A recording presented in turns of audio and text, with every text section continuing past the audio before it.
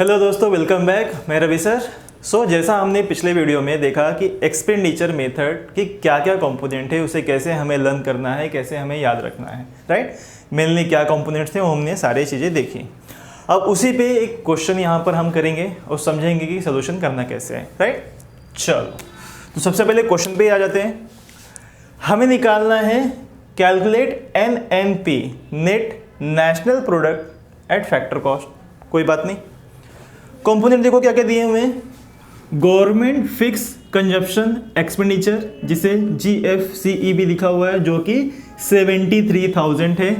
फिर है private fix consumption expenditure PFCE 5,10,000 है। आप लिखते रहो साथ साथ, 5,10,000। Gross domestic fix capital formation, ध्यान देना क्या लिखा है, gross domestic fix capital formation, जबकि हमें क्या चाहिए, gross domestic capital formation, right, जो कि कितना है 1,30,000।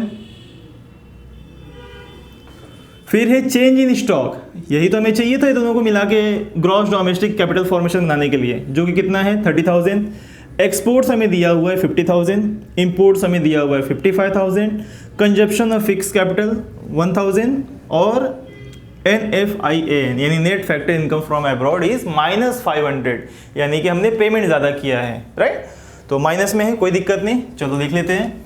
तो सारे एक्सपेंडिचर के कंपोनेंट है, ऑब्वियसली हम एक्सपेंडिचर का सवाल कर रहे हैं, एग्जाम में हमें आइडेंटिफाई करना पड़ता है, यहाँ पे फिलहाल ज़रूरत नहीं।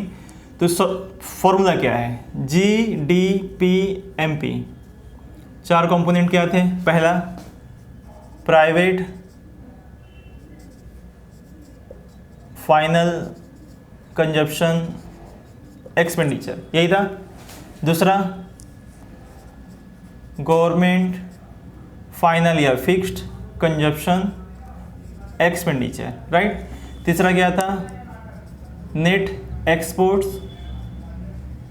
और चौथा ग्रॉस डोमेस्टिक कैपिटल फॉर्मेशन। चलो पूरा ही लिख देते हैं, जब इतना सब लिख रहे तो ग्रॉस डोमेस्टिक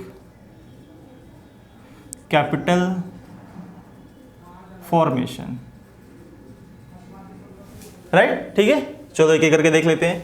तो प्राइवेट फाइनल कंजप्शन एक्सपेंडिचर है हमारे पास, जी हाँ सर है। क्या है प्राइवेट फाइनल कंजप्शन एक्सपेंडिचर, 5,10,000। तो यहाँ मैं लिख देता हूँ 5,10,000। बढ़िया सर, सही हो गया। फिर गवर्नमेंट फिक्स कंजप्शन एक्सपेंडिचर, वो भी हमें दिया हुआ है, government fix consumption expenditure that is 73,000। तो यहाँ पे लिख देते हैं 73,000। देखो मैंने आपको फॉर्मूले को समझाते वक्त ही बताया था कि ये यानी कि private final consumption expenditure, government fix consumption expenditure और नेट एक्सपोर्ट जनरली ये इजीली दिया होगा, राइट। तो दो चीज़ हमने देख ली। नेट एक्सपोर्ट क्या है, तो नेट एक्सपोर्ट जो होता है वो X - M होता है। X मतलब एक्सपोर्ट, M मतलब इम्पोर्ट्स। तो हमें दिया हुआ है एक्सपोर्ट्स भी दिए हुए हैं हमें और इम्पोर्ट भी दिए हुए हैं। एक्सपोर्ट्स दिए हुए हैं 50,000, तो यहाँ पे लिख देते हैं 50,000 माइनस इम्पोर्ट 55। ओके, तो इम्पोर्ट ज़्यादा है हमारे, तो फिर एक्चुअली में कितना आ जाएगा, एक्चुअली में आ जाएगा 5,000। ब्रैकेट में लिखने का मतलब है माइनस कर रहे हैं हम, क्या कर रहे हैं हम, माइनस, ठीक ना। तो ये प्लस में है, ये प्लस में है और ये माइनस। 50,000 में से 55 जाएगा तो -5, राइट, यानी कि नेट एक्सपोर्ट जो है माइनस में, सिंपल। फिर आ जाता है ग्रॉस डोमेस्टिक कैपिटल फॉर्मेशन। अब ग्रॉस डोमेस्टिक कैपिटल फॉर्मेशन हमें सीधे सीधे नहीं दिया हुआ है, हमें यहाँ पे उसके दो कंपोनेंट दिए हुए हैं। तो सीधे सीधे नहीं दिया हुआ है तो क्या करेंगे भाई, एक कंपोनेंट है gross domestic fix capital formation, दूसरा है चेंज इन स्टॉक। पिछली वीडियो देखे रहोगे तो अच्छे से याद होगा, यही दोनों कंपोनेंट मिला के तो बनता है ग्रॉस डोमेस्टिक कैपिटल फॉर्मेशन। क्या है, gross domestic fix capital formation plus change in stock. कर लो, हमारे पास दोनों की वैल्यू है। Gross domestic fix capital formation है 1,30,000 प्लस चेंज इन स्टॉक कितना है हमारे पास 30,000, 30,000 रुपये। प्लस कर देंगे तो कितना हो जाएगा,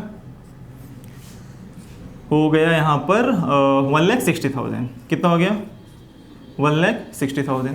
क्या करना है, ये प्लस करना है, ये प्लस करना है, ये प्लस करना है, यानी टोटल फिर वैल्यू क्या आ जाएगी। तो GDPMP is equal to 5,10,000 73,000 plus, actually ये माइनस है तो -5,000 और प्लस 1,60,000। चलो सब कर लो। तो 5,10,000, चलो तो ओके, तो ठीक है। तो पहले ये और ये कर लेते हैं। तो 5 लाख प्लस 1 लाख 6 लाख, 6 लाख 10, 6 लाख 70, 670 और इसमें 70, 7 40, 43 में से 5 गए तो मेरे ख्याल से 738 इतना आना चाहिए। देखो शायद, पता नहीं, आप ही कैलकुलेट कर लो, इतना ही होना चाहिए मेरे ख्याल से। ये 5,10,000 है, राइट। 5 लाख में हमने ये 1 लाख मिला दिया तो सॉरी, हाँ नहीं बराबर है। तो 1 लाख मिला दिया तो 5 लाख, 1 लाख 6 लाख, 6 लाख 60, 6 लाख 70, राइट।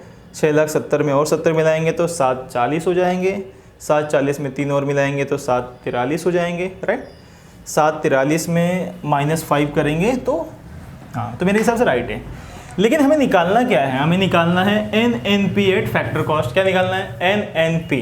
अब जो निकालना है उसे लिख लो फिर, NNP eight factor cost. Sir हमें दिया क्या है? तो हमें दिया ये दिया, मतलब हमने निकाला है। तो GDP MP ये, तो जो चीज़ निकाली, जो चीज़ होती है उसी में से हमें ये बनाना होता है। अब देखो क्या क्या करना है। तो सबसे पहले तो हमें G से N करना है। तो G से N करने के लिए क्या करेंगे? माइनस डेप्रिसिएशन, है कि नहीं? ग्रॉस से नेट करना है, तो ग्रॉस से नेट करने के लिए क्या करना था? Minus depreciation. फिर D से हमें N करना है। D क्या होता है? डोमेस्टिक। N क्या होता है? नेशनल। तो डोमेस्टिक से नेशनल यानी घरेलू इनकम को नेशनल इनकम बनाना है। तो घरेलू में जब बाहर का पैसा ऐड करते हैं तो नेशनल बन जाता है। बाहर का पैसा क्या होता है? बाहर का पैसा होता है NFIA, राइट। जब NFIA प्लस करते हैं तो D से N यानी कि डोमेस्टिक से नेशनल हो जाता है। उसके अलावा क्या करना है सर? MP से, क्योंकि हमने हमारा वैल्यू MP पे निकला, तो MP से FC करना है। MP से क्या करना है? FC। अब MP से FC करने के लिए हम माइनस करते हैं NIT। क्या करते हैं? Minus NIT। अब देखते हैं इसमें से कौन सी वैल्यू है अपने पास। तो भाई GDP MP तो हमने अभी निकाला है, चलो लिख देते हैं। तो 7,38,000 माइनस डेप्रिसिएशन। सर डेप्रिसिएशन है क्या? हमने ये यूज़ कर लिया, ये यूज़ कर लिया, ये यूज़ कर लिया, ये यूज़ कर लिया, ये दो बचे। इन दोनों में से डेप्रिसिएशन कौन सा है? तो आपको याद होगा कंजप्शन ऑफ फिक्स कैपिटल, मैंने शुरू में ही इनकम मेथड और वैल्यू एडेड मेथड में बताया था। कंजप्शन ऑफ फिक्स कैपिटल का मतलब ही होता है यही डेप्रिसिएशन है। अरे कंजप्शन का मतलब क्या? फिक्स कैपिटल को इस्तेमाल किया, तो जितना इस्तेमाल कर लिया वो क्या हो गया? कंज्यूम हो गया। कंज्यूम का मतलब डेप्रिशिएट हो गया। कितना हो गया? डेप्रिसिएशन। कितनी वैल्यू है? 1,000 दी हुई है। ठीक है सर, कोई दिक्कत नहीं। फिर है प्लस, चलो प्लस कर देते हैं। क्या? NFI है, NFI है, ओके। तो माइनस में दिया हो तो प्लस साइन भले लगाया हमने, हम ब्रैकेट में लिखेंगे -500 और माइनस NIT है। तो NIT तो हमें कहीं दिया ही नहीं है। जब नहीं दिया हुआ है कोई चीज़ तो -0, नहीं लिखोगे तो भी चलेगा लेकिन 0 आएगा, राइट। अब कर दो सॉल्व, कोई दिक्कत नहीं। तो 1,38,000 में से 1 गया और ये भी सब माइनस ही एक तरह से देखा जाए। तो मेरे ख्याल से हो जाएगा 138, 137, 136, 736,500। आई होप इतना आ जाएगा, ₹736,500। ये हो गया NNP eight factor cost. I think इतना आना चाहिए, राइट। हमारे पास यहाँ पे सोल्यूशन भी है, हाँ बराबर, राइट। तो 7,36,500 is the answer, okay, value. I hope आपको चीज़ें थोड़ी सी समझ में ज़रूर आई होगी। एक क्वेश्चन हम और करेंगे इसको लेकर आपके प्रैक्टिस के लिए। इसके बाद कुछ वीडियोस और आएंगी नेशनल इनकम पे, लेकिन कुछ दिनों बाद आएंगी, ठीक है। ओके, आई होप आपको समझ में आया होगा। Thank you.